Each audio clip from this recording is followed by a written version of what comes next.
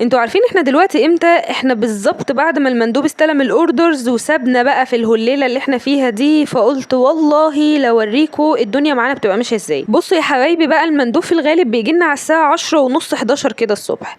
طبعا احنا بنبقى صاحيين بدري او ما نمناش اساسا، فالمندوب كل شويه ايه يا استاذه خلصتي؟ لا الاستاذه لسه ما خلصتش. ايه يا استاذه خلصتي؟ لا الاستاذه لسه ما خلصتش. وكل يوم بقى على هذا الحال. فالنهارده يعني ايه، قلت اشارك بقى معاكم اللي بيحصل. وعلى فكره باركون يا جماعه، احنا جبنا، شايفين العلبه الخضراء دي جبتها ب25 جنيه. فقلت بقى ايه، اول ما شفتها حسيت ان هي فعلا هتنظم وتهندل كده الشغل. شايفين كيس الفلايرز ده حرفيا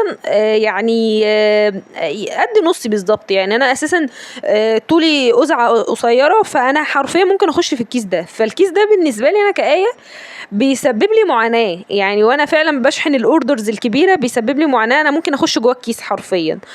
ففكرة سحبه او فكرة ترتيبه، انا بشرح لمنى قد ايه ان انا محتاجة بس اسحبه بكل سهولة، مش محتاجة بقى اطلعه من الكيس او كده.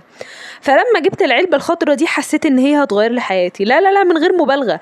انتوا عارفين انا ممكن علشان اغلف اوردرز اقوم 20,000 مرة عشان اغلف الاوردرز.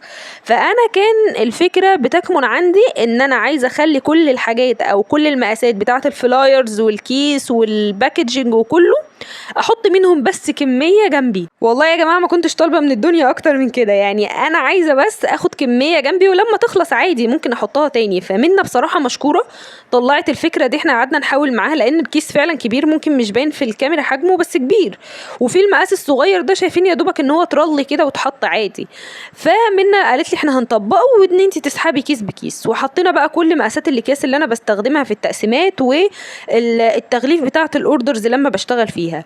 والباكجينج قلت لها بصي احنا هنفصل بقى يعني الاشكال عن بعضها والالوان عن بعضها، ولما الكميه تخلص عادي جدا هنقوم نجيب. بس الفكره ان الحاجه تكون جنبي وانا قاعده بشتغل. بص وانا قاعده بفويس، طبعا انتوا سمعتوا في الكوبليه اللي فات ضحكه كده عدت فمنا ايه بتبص لي بصه حرفيا موتتني على روحي من الضحك، اللي هو يعني اخيرا هتقعدي من غير ما كل شويه هاتي يا منى هاتي يا منى هاتي يا منى. اصل انا بصراحه بقعد اشغل على منى اللي هو ايه، انا قاعده في مكاني او قاعده في المكتب وكل شويه منى عايزه كيس، منى عايزه فلايرز، منى عايزه ورقه، منى عايزه مش عارفه ايه. فمنى بصت لي بصه وانا بفويس دلوقتي اللي هو اسمعك بقى، اسمعك تقولي لي هاتي حاجه. بصوا يا جماعه بقى، البوكسز باخد كميه مثلا من كل حاجه. حرفيا البوكس بتاع الفراشات ده اقسم بالله فعلا رقبتي وجعتني جامد، لان هو بيبقى كيس على بعضه، يعني مثلا معدي ال 300 او 500 فراشه. فطبعا الالوان كلها بتبقى جايه على بعضها مش جايه منفصله، فاهميني؟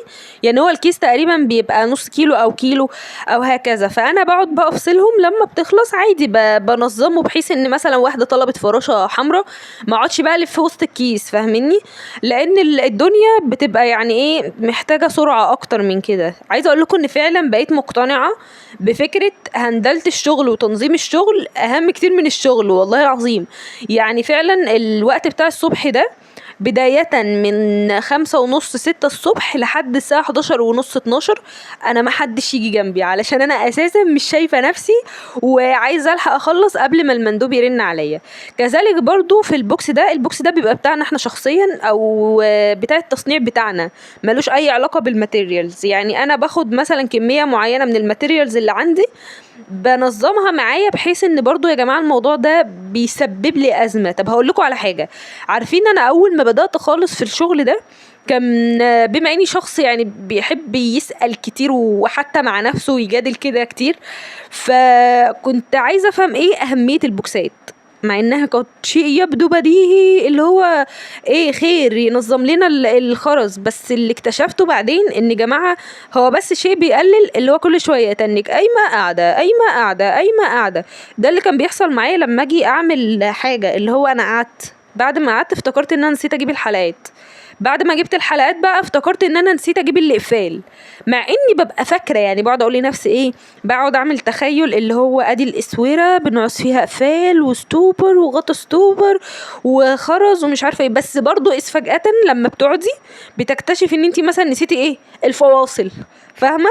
فتيجي بقى ايه اللي هو إيه؟ طب انا عرفت بقى مش شغاله. طيب التنظيمه او التقسيمه اللي منا قاعده بتعملها دي بناء على ايه؟ انا كنت بجيب الحاجات اللي انا عايزاها او اللي انا عارفه عارفه ان هي مطلوبه مني مثلا في اوردر، وليكن مثلا مطلوب مني الكرزه، عقد الكرزه مثلا او اسوره الكرزه، فانا بستخدم فيه التفسير الابيض، التفسير الاخضر، التفسير الاحمر. فانا كنت بدي لمنى مثلا الحاجات اللي انا عارفه ان انا هستخدمها النهارده او بكره او خلال اليومين دول، واقول لها نظمي لي مثلا البوكس ده، بحيث ان انا خلاص انا قعدت انا عارفه ان انا هقعد انظم الحاجه الفلانيه. طلع شكله قمر قوي في الاخر.